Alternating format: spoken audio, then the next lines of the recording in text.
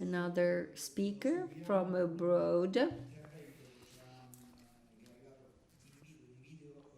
And we'll be watching a video by Patty Olinger, Executive Director of GBAC and an expert of biorisk.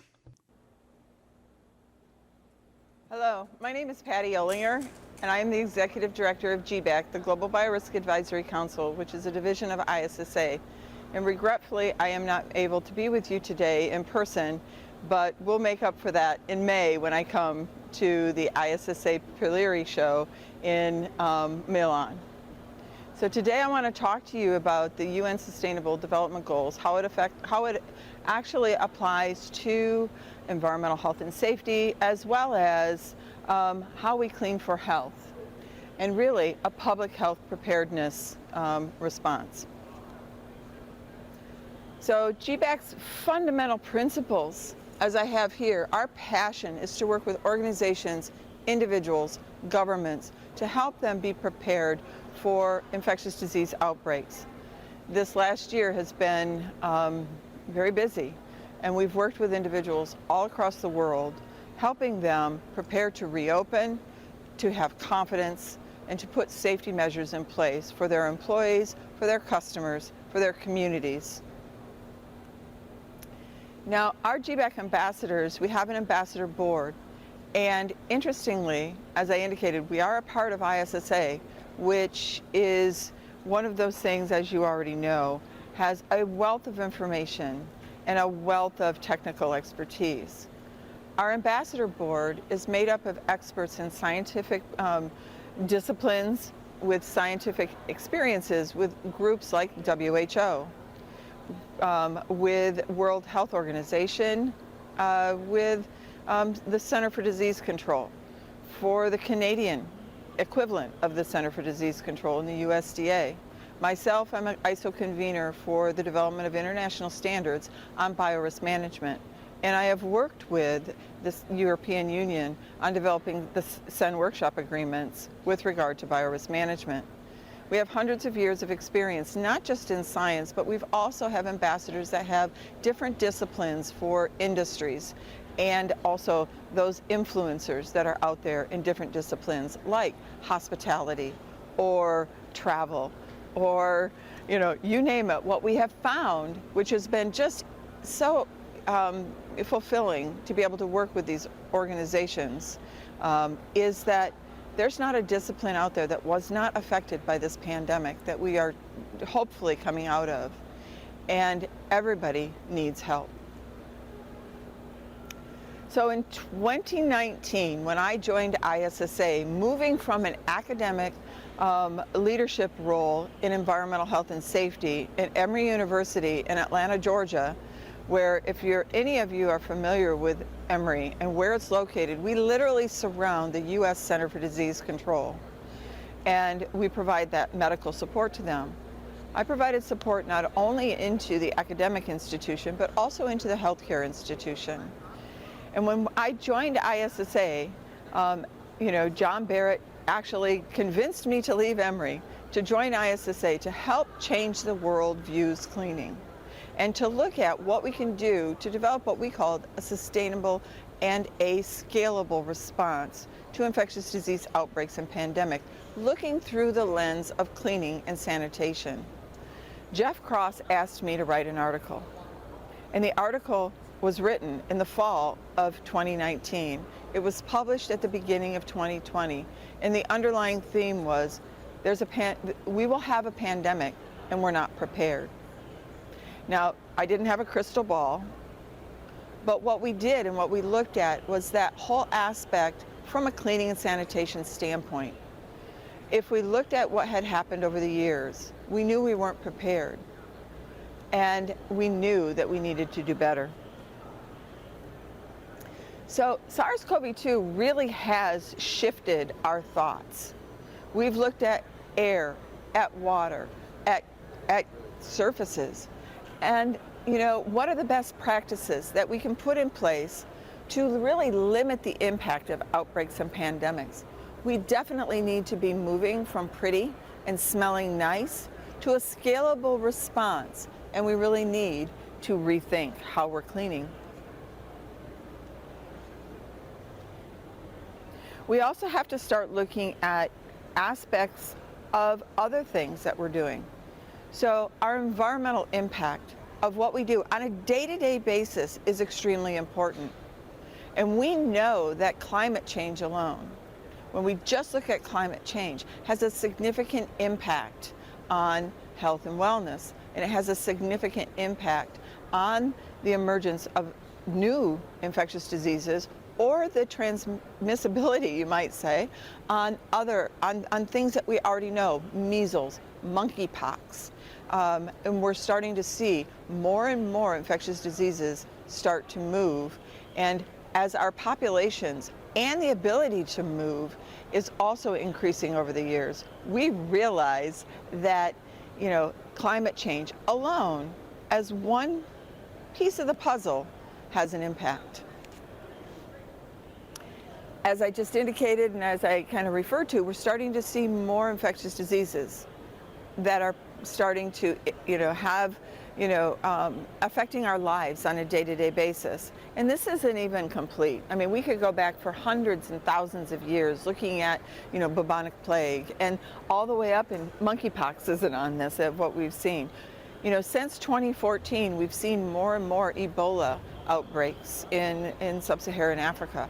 And it's one of those things that we really do need to start paying attention and putting in place resilient programs and a scalable response.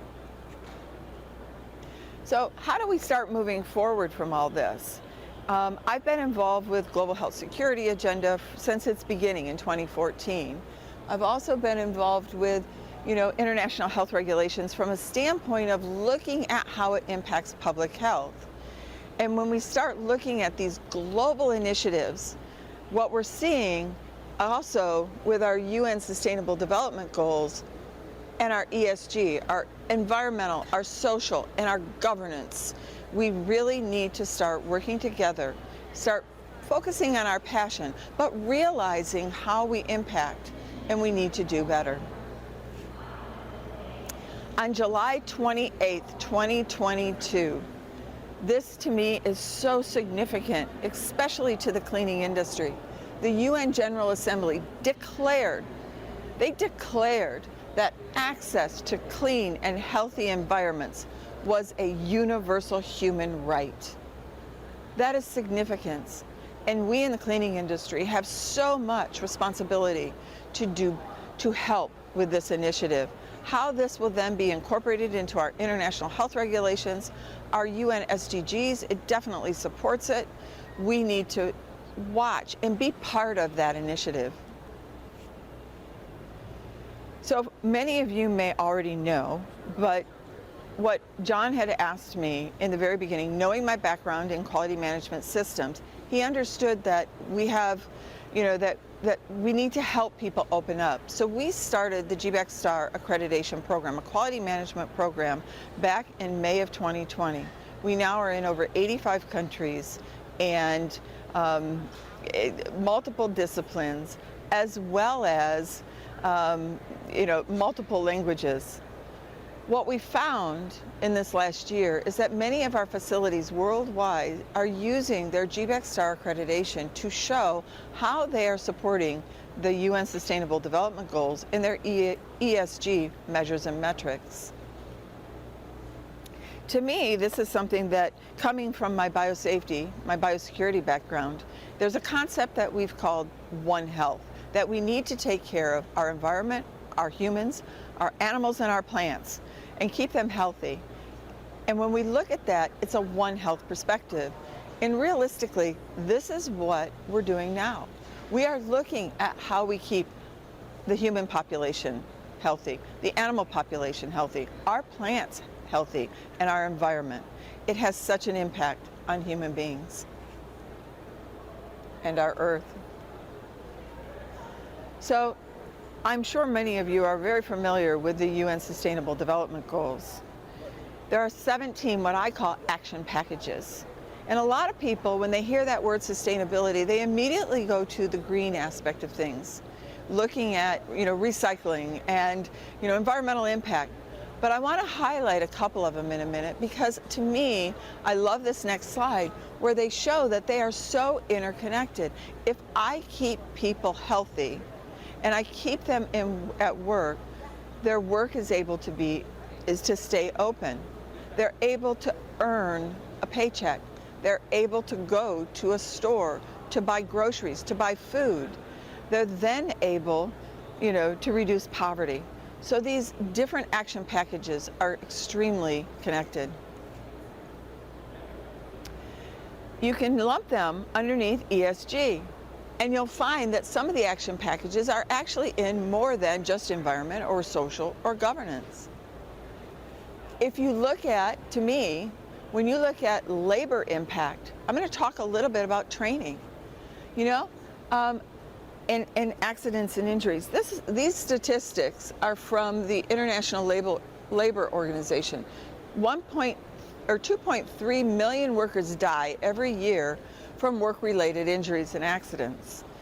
An additional 160 million are estimated of workers suffer from non-fatal work diseases, and another 313 million from non-fatal injuries per year. When we look at these things, it's very interesting to me because it's like we all know that there are many that are not going to be reported. And how this is going to impact from an environmental health and safety standpoint and the impact that we have from COVID-19 and our infectious diseases aspect it will be interesting to watch these statistics from this last few years. The important thing is to realize that if we're starting to do better, these action packages within the UN SDGs are being impacted. We also can look at education. To me, training is a core component to our workforce. And if we can train people from a cleaning standpoint to clean for health, if we can train people also through our partnerships, again, looking at a couple of those UN Sustainability Development Goal action packages, we can do better. What we have tried to do is take the Sustainable Development Goals and look at our STAR accreditation and see where our STAR facilities can be impacted. I think the most important thing to think about when we start looking at the UN Sustainable Development Goals is find your passion. It is not I'm going to win on my action packages and you're going to lose. We need to show how they're interconnected, and we need to start working through the partnerships and through affiliations. It is so extremely important. So again, I believe we need to start looking at a One Health philosophy. It's the air we breathe, the surfaces that we touch, and the water we drink. There's a couple of resources that I want to make sure that Tony gets available, but I put the links in here. These are, this is a free resource from our STAR report. Please feel free. Again, we also have an awareness course that is in 6 languages that you may be interested in, and we just launched here at the ISSA show in North America, the Trusted Advisor program. So I'd like to thank Tony for this opportunity, and again, I regret that I'm not able to be there with you in person, and I look forward to meeting you in May. Thank you.